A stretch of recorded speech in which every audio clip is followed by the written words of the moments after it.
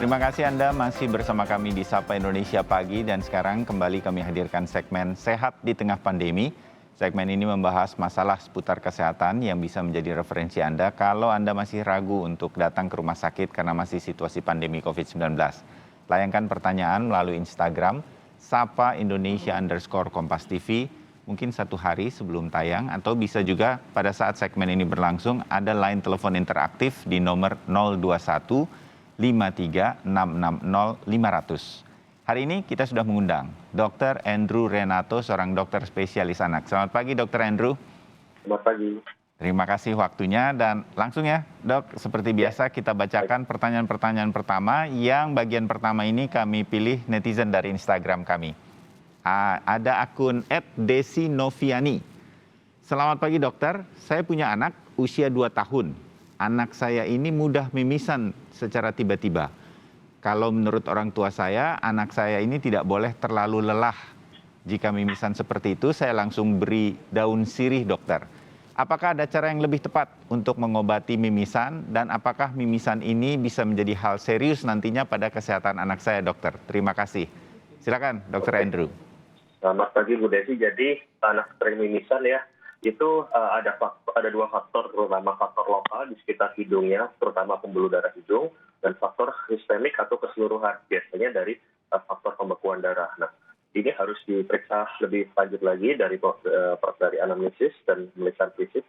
Jadi apakah mimisannya ini dari dulu tuh ada tanda-tanda perdarahan lain selain mimisan, misalnya saat jalan terbentur jatuh gitu, apakah jadi lebam-lebam atau saat pemeriksaan darah atau infus, misalnya pernah diinfus ya, itu darahnya susah berhenti. Nah, kemudian pemeriksaan laboratorium, pemeriksaan faktor pembekuan darah, dan kalau misalnya faktor lokal tuh kadang-kadang susah dilihat langsung, harus menggunakan alat, terutama di dokter THT. Apakah dalam hidungnya sendiri ada gangguan pembuluh darah yang tidak normal, ataukah ada kayak semacam polip, itu semua bisa terjadi. Jadi kita harus periksa dulu. Kalau misalnya efek jangka panjang pada kesehatan ya sebenarnya kalau mimisannya sering banget, itu kan kehilangan darah terus-menerus ya, itu ya bisa mengganggu, bisa membuat anemia secara jangka panjangnya. Cuman yang lebih mengkhawatirkan adalah kalau dia misalnya faktor lokalnya terjadi perdarahan. Perdarahan hebat tuh ya bukan jangka panjang lagi, jangka pendek itu udah mengancam. Ya. Tuh. Jadi memang harus diperiksakan. Oke, sehingga kemudian ketahuan sebetulnya ada apa, kalau tidak mungkin ini pada waktu tertentu nanti dia akan berhenti sendiri. Penanganannya Dr. Andrew, pengetahuan bagi kita semua? Sebenarnya sebagian besar mimisan itu akan berhenti sendiri, tapi dengan manuver yang tepat biasanya dia akan lebih cepat berhenti. Jadi di bagian hidung, yang di bagian tulang rawan tuh dipencet, bukan biasanya orang-orang kan sering mencet ujungnya kemudian dikasih tisu ya. Sebenarnya itu cuma menangkap darah yang keluar, tapi yang kita butuh lakukan adalah menghentikan perdarahannya dari luar, dipencet seperti ini. Sebenarnya kalau dengan itu nggak berhenti dalam 15 menit, itu dokter THT akan melakukan pemasangan tampon. Tampon tuh kayak sapas atau kasa, diberikan obat tertentu, dimasukkan ke dalam hidung. Nah, itu menghentikan perdarahan secara langsung di situ. Oke, nah begitu kira-kira penanganannya. Langsung kalau nggak berhenti sampai 5 menitan gitu. 15 menit sih maksimal. Oke. Utama seperti terapi bawah. Baik, Dr. Andrew, terima kasih.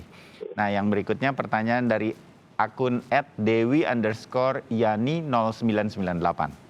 Selamat pagi dokter, anak saya usia 1 tahun mulai susah makan. Jika makan diemut. Jadi saya coba juga dengan memberikan susu formula karena ASI saya tidak sebanyak dulu. Anak saya tidak bisa minum pakai botol dok, jadi saya berikan dengan menggunakan sendok. Tetapi anak saya malah muntah. Apakah anak saya alergi pada susu formula? Lalu solusinya bagaimana dokter agar anak saya bisa nafsu makannya bertambah? Terima kasih. Nah, gimana nih dokter Andrew?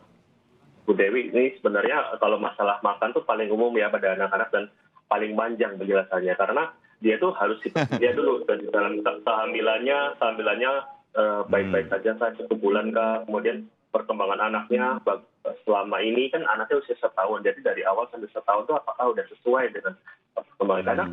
Proses mengunyah makan tuh bukan sesuatu yang mendadak. Saat bayi anak bisanya minum susu, kemudian setelah 6 bulan anak normal dia mulai lidahnya mulai refleks untuk mengeluarkan lidah itu mulai berkurang. Jadi dia bisa menerima lewat sendok gitu misalnya. Kemudian kalau dia makan di mulut itu bisa juga karena gangguan dari dia tidak bisa menelan atau kebiasaan lama. Maksudnya kebiasaan lama itu apa kan? Kita kalau di dokter anak tuh yang kita udah mulai sering kan daripada teman-teman sejawat udah mulai sosialisasikan namanya feeding rules, aturan makan. Nah itu yang harus kita periksa satu-satu. Memang feeding rules ini ribet, pelaksananya susah, nggak semua anak bisa. Dan sering dibilang kalau nggak nurutin kalau misalnya kita bilang nih salah satunya kalau 30 menit maksimal waktu makan. Lebih dari itu anak biasanya udah nggak bagus makannya. Jadi kalau misalnya dokter anak selalu bilang 30 menit selesai, nggak selesai ya selesaikan, habiskan, stopkan gitu maksudnya. Ada yang bilang kita udah orang tuanya udah kerja susah-susah untuk cari duit, masa anaknya nggak ngabisin makan diselesaikan. Ada yang bilang gitu. Ya memang pelaksanaannya nggak semudah ngomongnya memang, tapi memang sulit ya. Jadi ada feeding rules tuh banyak banget kan, harus dilihat satu persatu pada anak ibu ini permasalahannya di mana. Kemudian kalau dibilang muntah karena menggunakan susu formula, sebenarnya susu formula atau ASI itu pada anak setahun tuh bukan masalah alerginya. Ya, kalau alergi sebenarnya setelah diminum terus bergejala. Nah kalau ini kan baru masuk mulut langsung muntah nih. Nah itu belum tentu alergi, masih harus dilihat lagi. Nah kalau ditanya bagaimana anak saya jadi nafsu makan, kadang-kadang itu ada yang bilang vitaminnya apa. Sebenarnya kita sendiri nafsu makan bukan karena vitamin mulu kan. Kadang-kadang karena makanannya enak, kadang-kadang karena suasananya enak. Jadi atau misalnya kita makan bersama keluarga, aslinya nggak lapar jadi makan juga gitu. Jadi banyak faktor, nggak cuma sekedar kasih vitamin langsung mau makan. Vitamin itu sebenarnya masuk kategori tambahan. Jadi vitamin-vitamin yang kurang tercukupi dari makanan bisa diberikan tambahan vitamin dari luar, bukan menggantikan.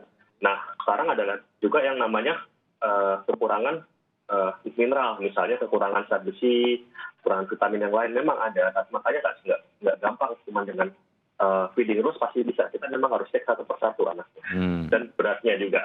Oke, Gitu. jadi sambil mencoba terus berbagai pola, lihat perkembangannya, jangan khawatir kalau memang perkembangannya masih terus bertambah berat badannya, masih on the right track, jalan terus saja. Baik. Cuman memang selain berat yang naik, kalau dia kebanyakan susunya itu juga kurang bagus. Nah, baiknya memang kontrol ke dokter anak, dilihat masalahnya apa.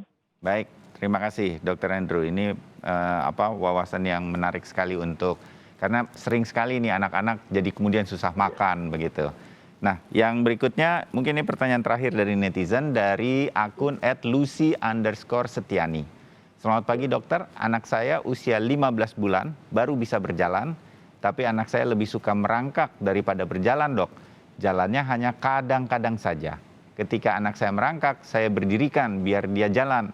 Tetapi anak saya tetap tidak mau dok. Apakah ini wajar? Stimulasi seperti apa yang harus saya lakukan agar dia kemana-mana mau lebih banyak berjalan daripada merangkak? Terima kasih dokter. Nah, gimana nih dok?